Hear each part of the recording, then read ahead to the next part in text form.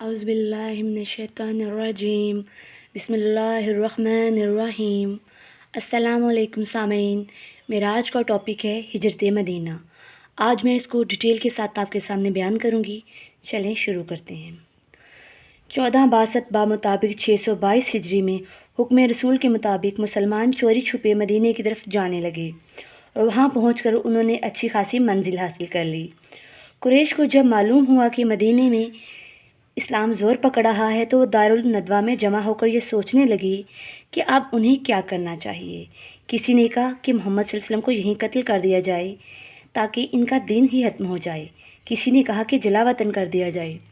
ابو بکر نے رائے دی کہ مختلف قبائل کے لوگ جمع کر بیک وقت ان پر حملہ کر کے انہیں قتل کر دیا جائے تاکہ قریش کا خون بہا نہ لے سکیں۔ اسی رائے پر بات ٹھہر گئی اور سب نے مل کر حضرت صلی اللہ علیہ وآلہ وسلم کے گھر کا محاصرہ کر لیا، اس کو گھیرے میں لے لیا۔ حضرت جبرائیل کی ہدایت کے مطابق آپ نے حضرت علی کو اپنے بستر پر لٹا دیا اور ایک مٹھی دھول لے کر گھر سے نکلے اور ان کی آنکھوں میں جھونکتے ہوئے اس طرح نکل گئے جیسے کفر سے ایمان نکل جاتا ہے۔ علامہ شبلی لکھتے ہیں کہ سخت خطرے کا موقع تھا۔ جناب امیر کو معلوم ہو چکا تھا کہ قریش آپ کے قتل کا ارادہ کر چکے ہیں اور آج رسول خدا کا بستر خوابگاہ قتل کی زمین ہے، لیکن فاتح خیبر کے لیے قتل کا فرش گل تھا۔ صبح ہوتے ہوئے دشمن دروازہ توڑ کر داخل ہوئے تو اندر حضرت علی علیہ السلام کو سوتا ہوا پایا۔ پوچھا محمد کہاں ہے؟ جواب دیا جہاں بھی ہیں خدا کی امان میں ہیں۔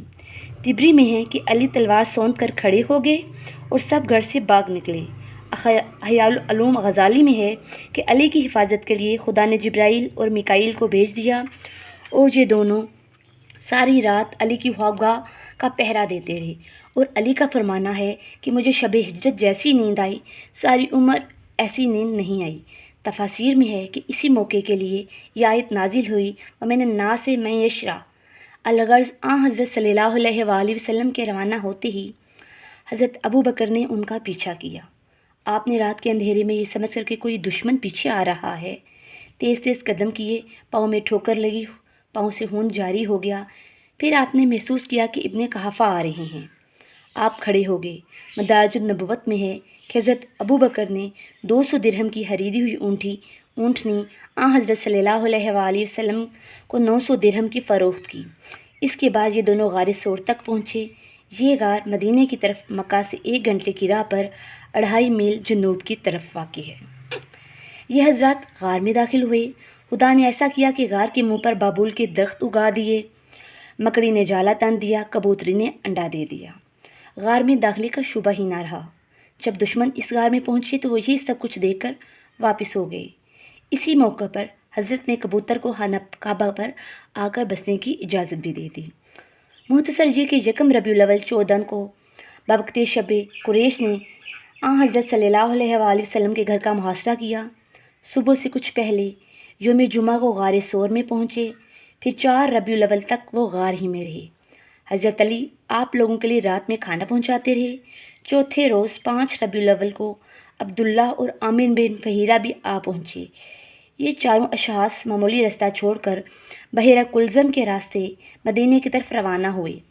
کفار مکہ نے انعام مقرر کر دیا تھا کہ جو شخص آپ کو زندہ پکڑ کر لائے گا یا پھر آپ کا کٹا ہوا سر لائے گا تو اس کو 100 اونٹ انعام کے طور پر دیے جائیں گے۔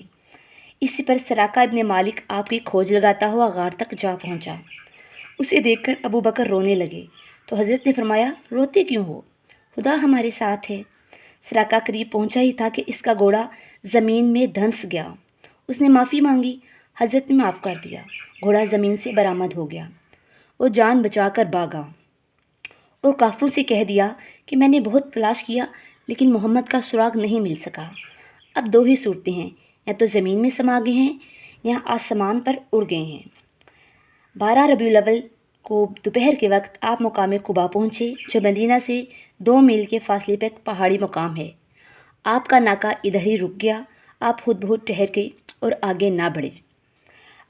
وہاں کے باشندوں نے جوش مسرت میں نعرہ تکبیر بلند کیا۔ آپ نے یہاں ایک مسجد کی بنیاد ڈالی۔ اسی مقام پر حضرت علی بھی مکہ سے امانتوں کی ادائیگی سے فارغ ہو کر وہاں پہنچ گئے۔